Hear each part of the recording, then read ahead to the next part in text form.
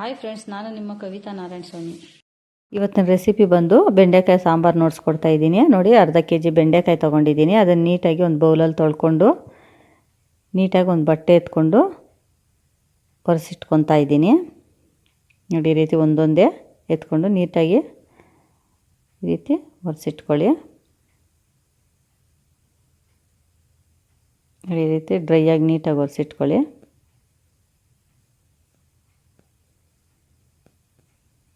ಆಮೇಲೆ ನೀಟಾಗಿ ಕಟ್ ಮಾಡ್ಕೊತಾ ಇದ್ದೀನಿ. ಒಂದು ಅರ್ಧ ಇಂಚ್ ಆಗೋಷ್ಟು ಕಟ್ ಮಾಡ್ಕೊಳ್ಳಿ. ನೋಡಿ, ಈ ರೀತಿ ಚಿಕ್ಕ ಚಿಕ್ಕ ಪೀಸಾಗಿ ಕಟ್ ಮಾಡ್ಕೊತಾ ಇದ್ದೀನಿ.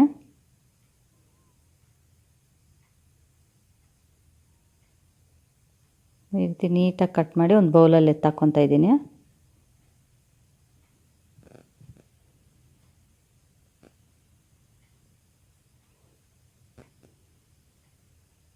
ನೋಡಿ, ಈ ಥರ ಸಣ್ಣ ಸಣ್ಣ ಪೀಸಾಗಿ ಕಟ್ ಮಾಡ್ಕೊಳ್ಳಿ.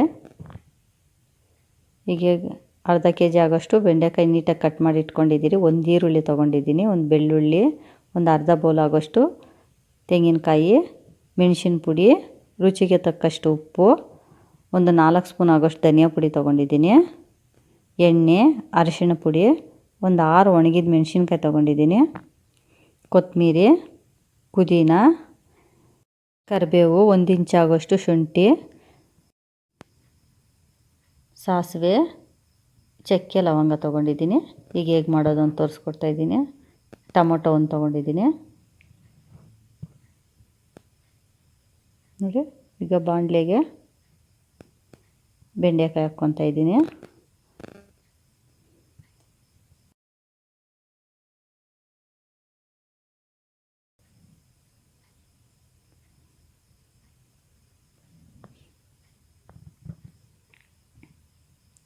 ನೋಡಿ, ಈ ರೀತಿ ಒಂದು 5 ನಿಮಿಷ ತಿರುಗಿ ಕೊಟ್ಮೇಲೆ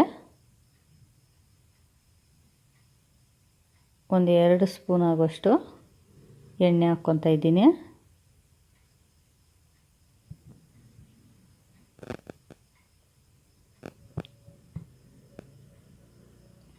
ಎಣ್ಣೆ ಹಾಕ್ಕೊಂಡು ನೀಟಾಗಿ ತಿರುಗಿ ಕೊಡಿ. ಫುಲ್ಲು ಬ್ರೌನ್ ಕಲರ್ ಆಗೋವರೆಗೂ. ಬ್ರೌನ್ ಕಲರ್ ಆಗಿ ಒಂದು ಸ್ವಲ್ಪ ಸಾಫ್ಟಾಗಿ ಆಗಬೇಕು. ನೋಡಿ, ಈ ರೀತಿ ಬೆಂಡೆಕಾಯಿ ಎಲ್ಲ ಈ ರೀತಿ ಸಾಫ್ಟಾಗಿ ಆದಮೇಲೆ ಈಗೆತ್ತು ಬೌಲಲ್ಲಿ ಹಾಕ್ಕೊತಾ ಇದ್ದೀನಿ.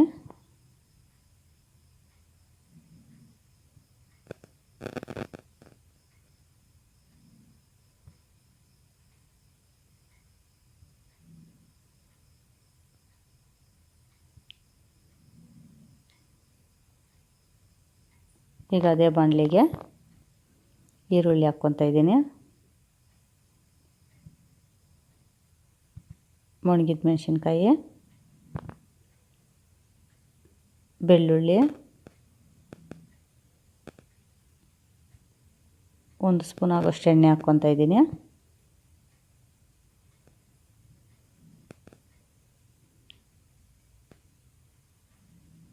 ನೀಟಾಗಿ ಫ್ರೈ ಮಾಡ್ಕೊಳ್ಳಿ.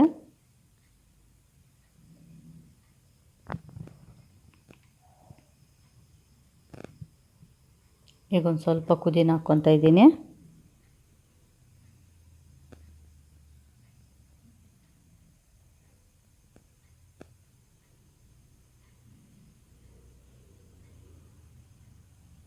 ಪುದೀನ ಹಾಕ್ಕೊಂಡು ಒಂದು 5 ನಿಮಿಷ ನೀಟಾಗಿ ತಿರುಗಿ ಕೊಡಿ. ಕಡಿಮೆ ಇಟ್ಕೊಳ್ಳಿ ಗ್ಯಾಸು.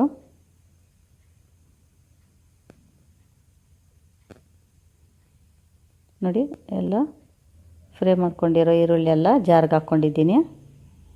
ತೆಂಗಿನಕಾಯಿ,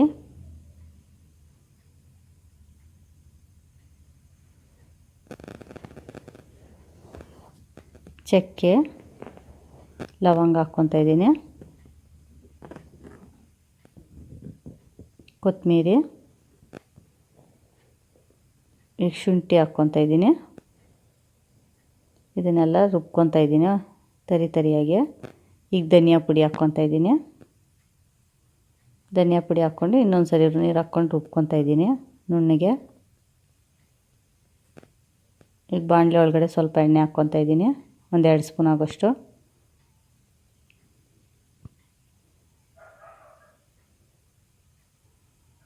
ಈಗ ಸಾಸಿವೆ ಹಾಕ್ತಾಯಿದ್ದೀನಿ. ಸಾಸಿವೆ ಸ್ವಲ್ಪ ಚಿಟಪಟ ಅಂದಮೇಲೆ ಕರಿಬೇವು ಹಾಕ್ಕೊತಾ ಇದ್ದೀರಿ. ಈಗ ಕರಿಬೇವು ಹಾಕ್ಕೊಂಡು ಇವಾಗ ರುಬ್ಬಿಟ್ಕೊಂಡಿರೋಂಥ ಮಸಾಲೆ ನುಯ್ತಾ ಇದ್ದೀನಿ.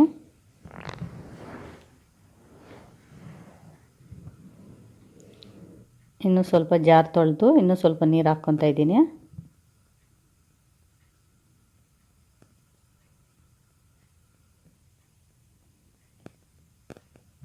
ನೀಟಾಗಿ ತಿರುಗಿ ಕೊಡಿ.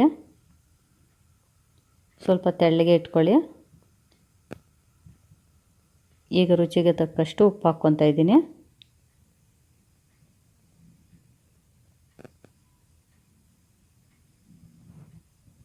ಉಪ್ಪು ಹಾಕ್ಕೊಂಡು ಈಗ ಸ್ವಲ್ಪ ಪುದೀನ ಕೊತ್ತಂಬರಿ ಎರಡನ್ನೂ ಕಟ್ ಮಾಡಿ ಸ್ವಲ್ಪ ಹಾಕ್ಕೊತಾ ಇದ್ದೀನಿ. ಟೊಮೊಟೊ ಹಾಕ್ಕೊತಾ ಇದ್ದೀರಿ. ಟೊಮೊಟೊ ಹಾಕ್ಕೊಂಡು ತಿರುಗಿ ಕೊಡಿ.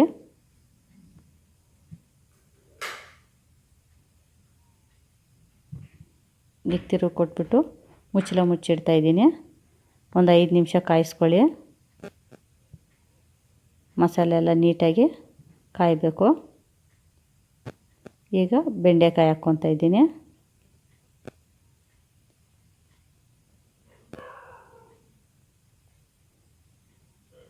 ಬೆಂಡೆಕಾಯಿ ಹಾಕ್ಕೊಂಡು ತಿರುಗಿ ಕೊಡ್ತಾ ಇದ್ದೀನಿ. ಬೇಕಾದರೆ ಮಟನ್ ಮಸಾಲ ಸ್ವಲ್ಪ ಹಾಕ್ಕೊಳ್ಳಿ, ಒಂದು ಸ್ಪೂನ್ ಆಗೋಷ್ಟು. ಈಗ ಅರಿಶಿನ ಹಾಕ್ತಾಯಿದ್ದೀನಿ ನಾನು. ನಾವು ಹಾಕ್ಕೊಂಡಿಲ್ಲ ಮಟನ್ ಮಸಾಲ, ನೀವು ಬೇಕಾದರೆ ಹಾಕ್ಕೊಳ್ಳಿ. ಮೆಣಸಿನ ಪುಡಿ ಹಾಕ್ಕೊಂಡು ತಿರುಗಿ ಕೊಡ್ತಾಯಿದ್ದೀನಿ.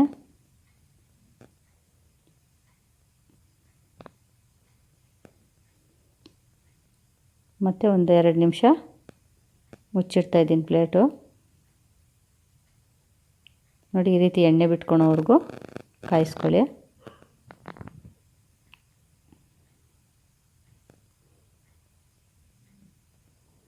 ನೋಡಿ, ಈ ರೀತಿ ಬೇಯಬೇಕು ಬೆಂಡೆಕಾಯಿ ಸಾಫ್ಟಾಗಿ.